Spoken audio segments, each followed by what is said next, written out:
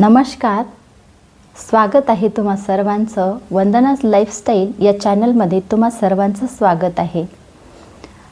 नेहमीच आपण चांगल्या कविता ऐकत असतो। आजही एक कविता आपण ऐकणार आहोत। जिवंत असल्यासारखे वागूया। बघा, आपण नेहमीच एका उद्देशासाठी वावरत असतो। प्रत्येकाचा जन्म काही ना काही करण्यासाठी झालेला असतो। निरर्थक असं कुणीही नाही। सगळेजण आपापल्या ध्येयाप्रती जागरूक असतात, आपल्या ध्येयापर्यंत जाण्याचा प्रयत्न करतात आणि ह्यालाच आपण जीवन असे म्हणतो। तर चला अशीच एक कविता बघूया, जीवनावरील जिवंत असल्यासारखे वागूया। कालचा आळस झटकून पुन्हा कष्ट करूया। कालचा आळस झटकून पुन्हा कष्ट करूया। चला जिवंत माणसासारखे वागूया। चला जिवंत माणसासारखे वागूया। दुःखाला जरा बाजूला सारूया। दुःखाला जरा बाजूला सारूया। आशेचा किरण पुन्हा बघूया। आशेचा किरण पुन्हा बघूया। चला जिवंत असल्यासारखे वागूया। चला जिवंत असल्यासारखे वागूया। दुःखाला जरा बाजूला सारूया। आशेचा किरण पुन्हा बघूया। चला जिवंत असल्यासारखे वागूया। चला जिवंत असल्यासारखे वागूया। साध्या प्रामाणिक सिद्धांताचा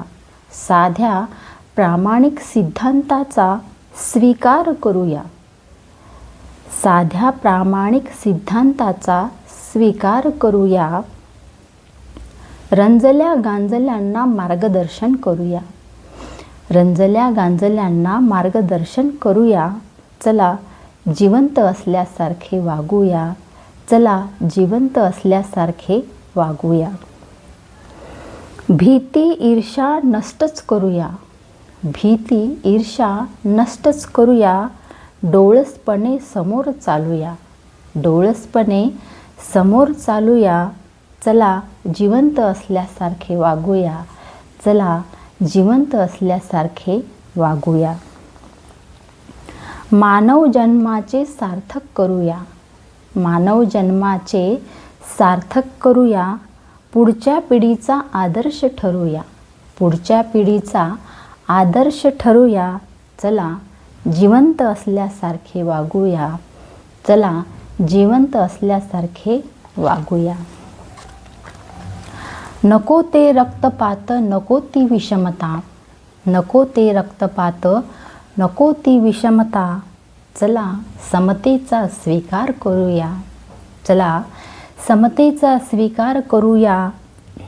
चला जिवंत असल्यासारखे वागूया। चला जिवंत असल्यासारखे वागूया। तर अशी ही कविता होती। सर्वांच्या जीवनावर लागू होणारी ही कविता आहे आणि ध्येयाप्रती आपल्याला पुढे नेणारी कविता आहे। नेहमीच चांगले विचार माझ्या कवितेतून मांडण्याचा मी प्रयत्न करते आणि तुमच्यापर्यंत ते पोहोचवण्याचा प्रयत्न करते। तर सबस्क्राईब करा, कमेंट करा, लाईक करा आणि हे अगदी फ्री आहे, हे मी नेहमी सांगत असते। अशाच नवीन कविता घेऊन मी येणार आहे। तर भेटूया पुढच्या भागात। तोपर्यंत नमस्कार।